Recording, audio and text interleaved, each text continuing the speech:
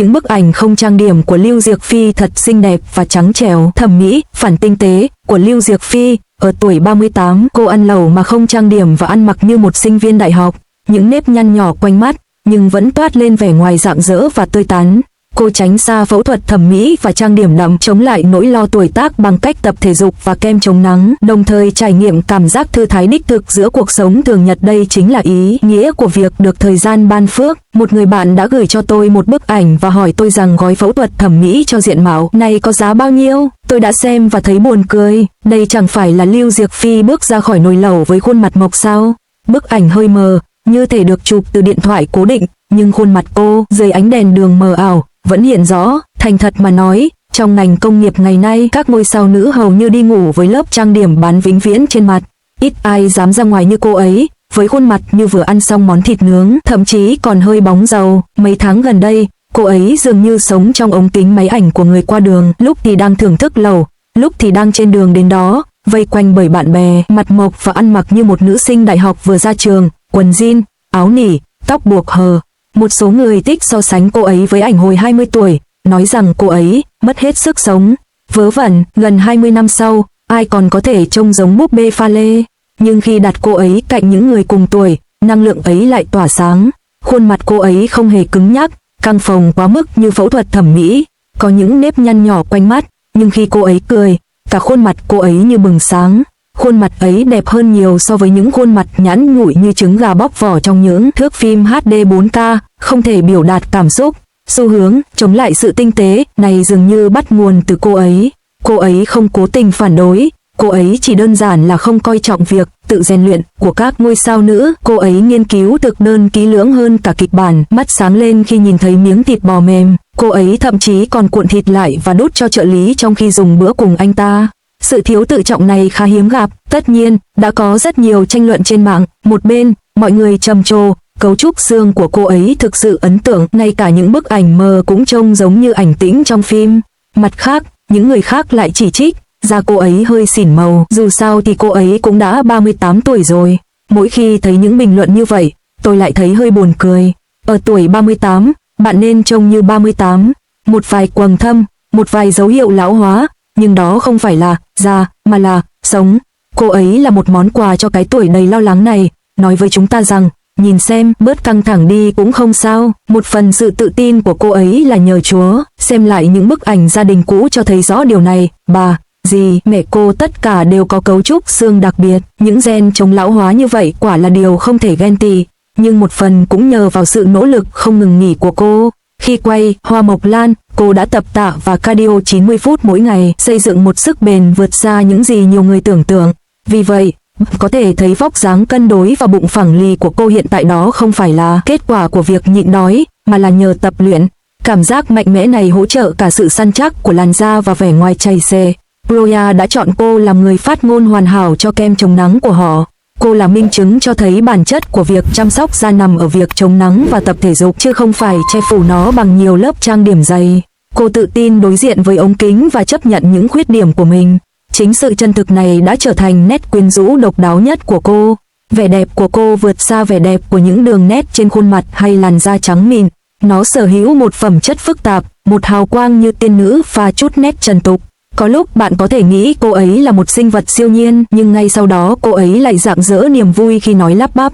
Sức sống mãnh liệt này chính là thứ đang thiếu ở những thần tượng hoàn hảo ngày nay được sản xuất trên dây chuyền. Có lẽ, khi vẻ đẹp của một người phụ nữ không còn cần phải được giải thích hay biện hộ, mà có thể tự do hiện hữu sống động giữa hơi nóng bốc lên nghi ngút của nồi lẩu và dưới sự soi mói của những chiếc máy quay độ nét cao, thì đó mới là sự tiến bộ thực sự về mặt thẩm mỹ.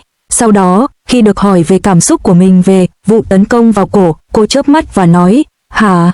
Cổ nào cơ? Hoàn toàn không biết chuyện gì đang xảy ra. Đây là điều tàn bạo nhất. Trong khi những người khác cố gắng hết sức để tạo tiếng vang, cô lại vô tình tạo ra một thứ nở rộ thành cả một khu rừng.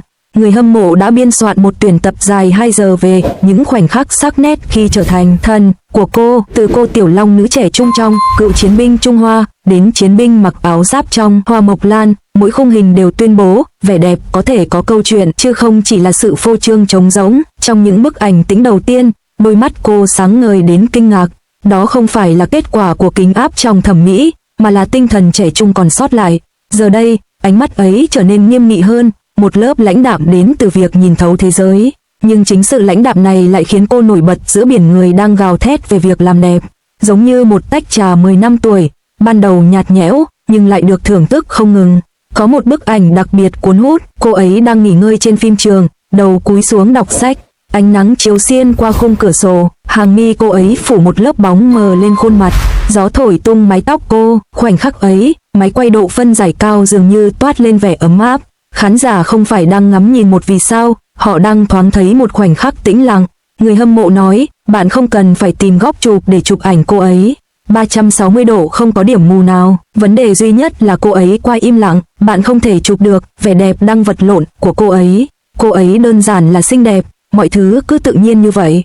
Vẻ đẹp hoàn hảo nhất là gì? Nó không hoàn hảo, nhưng ngay cả những khuyết điểm của cô ấy cũng đã được khắc phục. Những nếp nhăn li ti điểm xuyết trên khuôn mặt, vẻ uể oải của sự mệt mỏi, nhưng tất cả đều được hấp thụ bởi một luồng khí mạnh mẽ, giống như đồ sứ cổ, những vết nứt từng là khuyết điểm, giờ đây đã trở thành cơ sở để nhận diện tính xác thực. Những bức ảnh đẹp có độ phân giải cao của cô về cơ bản là một đòn tấn công nhẹ nhàng vào nỗi lo lắng về sự hoàn hảo. Chúng ta đã bị tẩy não quá lâu bởi ngoại hình của những người nổi tiếng trên mạng, mặt nhỏ, cằm nhọn, mắt to, nhưng khi lên hình độ nét cao, vẻ ngoài giả tạo ấy lại quá sức chịu đựng. Nhưng Lưu Diệc Anh thì khác, cô ấy giữ nguyên cấu trúc xương và từ chối dùng đến phương pháp gọt xương. Gò má cao hãy để chúng làm điểm tựa cho việc tạo khối sáng tối. Chẳng trách Karl Lagerfeld yêu cô ấy nhất khi còn sống. Ông nói, cô ấy không cần phải mặc quần áo để làm hài lòng mọi người.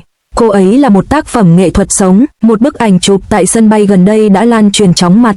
Cô ấy đeo khẩu trang, chỉ để lộ đôi mắt, dưới ống kính độ phân giải cao. Đôi mắt cô ấy trông vừa uể oải vừa trong trẻo, như một chú mèo vừa thức dậy. Cư dân mạng xôn xao bình luận, chiếc khẩu trang che mất 70% khuôn mặt cô ấy, nhưng 30% còn lại ngay lập tức chiếm trọn ánh nhìn. Và, đôi mắt ấy biết nói, và chúng nói tiếng Latin. Ấn tượng hơn nữa, các đặc điểm khuôn mặt AI đã được kiểm tra. Ảnh của cô ở độ tuổi 20 và 40 được đưa vào hệ thống. Hệ thống xác định đường cong ngoại hình của cô gần như phẳng, với sai số dưới 0,5%. Điều này đã được khoa học chứng minh, đó là sự tồn tại của một quy luật phản thời gian. Một số người không đồng tình, cho rằng cô ấy có nhan sắc và đắt giá. Thì, có thể, nhưng tiền bạc không thể mua được vẻ ngoài thư thái, nội tâm ấy. Hãy nhìn xem bao nhiêu người nổi tiếng cố gắng giữ gìn vẻ ngoài trẻ trung, gương mặt căng thẳng như thể đang cố gắng đạt KPI, chỉ để rồi trông kiệt sức. Ngược lại, cô ấy đã bỏ qua giai đoạn giả vờ trẻ và nhẹ nhàng bước vào đấu trường. Sister thậm chí còn biến nó thành sàn diễn thời trang cá nhân của mình. Vẻ đẹp có tính hung hăng, đặc biệt là khi nó không nhận thức được bản thân, không phô trương và không tìm kiếm sự tán thưởng. Khi tham dự sự kiện, cô thường được bắt gặp ngồi cạnh các nữ diễn viên trẻ. So sánh nhanh sẽ thấy sự khác biệt, không phải là những người khác không xinh đẹp, mà cô như một viên ngọc thô, chỉ đơn giản là ngồi đó, che khuất mọi vẻ đẹp được tô vẽ một cách giả tạo. Trong một buổi lễ trao giải, người dẫn chương trình đã nói đùa cùng chung một khung hình với Lưu Diệc Phi có áp lực không? Tiểu Hoa cười gượng gạo, không phải áp lực, mà là tuyệt vọng. Cả khán phòng cười rộ lên, cô cũng cười theo, một nụ cười trong trẻo, vô hại, nhưng chính sự vô hại này lại là vũ khí sắc bén nhất. Một streamer hàng đầu thực thụ không bao giờ tạo ra dữ liệu, chính cô ấy là dữ liệu. Những người khác leo hạng bằng cách mua lượt tìm kiếm thịnh hành, thao túng bình luận và tạo gói dữ liệu. Cô ấy đăng một bức ảnh tự sướng, và máy chủ Weibo bị sập. Một nhiếp ảnh gia cho biết cô ấy không bao giờ nghịch điện thoại khi chụp ảnh. Cô ấy chụp ảnh một cách ngẫu nhiên, với bố cục và ánh sáng hoàn hảo. Cứ như thể máy ảnh đang đuổi theo cô ấy chứ không phải cô ấy đang chụp ảnh vậy. Cô ấy cập nhật tài khoản mạng xã hội chậm như một con lười. Chỉ vài bài đăng mỗi năm, mỗi bài đều là một hình ảnh, thô thiển. Người hâm mộ than thở, bạn có thể đăng thêm không? Chúng tôi đang chết đói. Cô ấy trả lời, tôi đang sống cuộc sống của mình. Nghe này, website thậm chí chẳng cần nỗ lực, một câu nói cũng có thể xuyên thủng trái đất. Trong thời đại độ nét cao, mọi người đều gặp nguy hiểm. Công nghệ chỉnh sửa ảnh ngày càng tinh vi, nhưng con mắt của công chúng cũng ngày càng tinh tường hơn. Hàng giả dễ dàng nhận ra, chỉ những kết cấu thật mới có thể chịu được sự soi xét. Lưu Diệc Phi không hề khoe khoang về nhan sắc, nhưng cô chưa bao giờ ngại ngần về tuổi tác của mình. Cô nói, tôi không muốn mãi mãi 18 tuổi, mỗi giai đoạn đều có vẻ đẹp riêng, nghe thì có vẻ bình thường, nhưng khi cô nói ra, nó lại có sức thuyết phục kỳ lạ. Bởi vì cô thực sự sống từng giai đoạn của cuộc đời, chứ không chỉ chịu đựng chúng. Hãy nhìn những bức tường nhờ công nghệ để giữ cho chúng luôn tươi mới. Một khi được chuyển thành hình ảnh độ nét cao, chúng sẽ trở thành tượng sáp. Hãy nhìn cô ấy lần nữa, giống như rượu whisky ủ lâu năm, càng thêm êm dịu theo thời gian. Vậy thì câu hỏi ở đây là, trong thời đại vẻ đẹp toàn cầu này, khi mà ngay cả ảnh chụp chó cũng phải làm thon gọn khuôn mặt, tại sao chúng ta vẫn bị ấn tượng bởi một khuôn mặt chưa qua chỉnh sửa? Có lẽ câu trả lời rất đơn giản, chúng ta khao khát sự thật, ngay cả khi sự thật đó chứa đựng những nếp nhăn, sự mệt mỏi và những đường nét không hoàn hảo. Và cô ấy chứng minh rằng, khi bạn đủ mạnh mẽ, sắc đẹp không còn là công cụ để làm hài lòng thế giới nữa mà là bằng chứng cho sự tồn tại của bạn. Bây giờ đến lượt bạn, bức ảnh độ nét cao nào của Lưu Diệc Phi khiến bạn xúc động?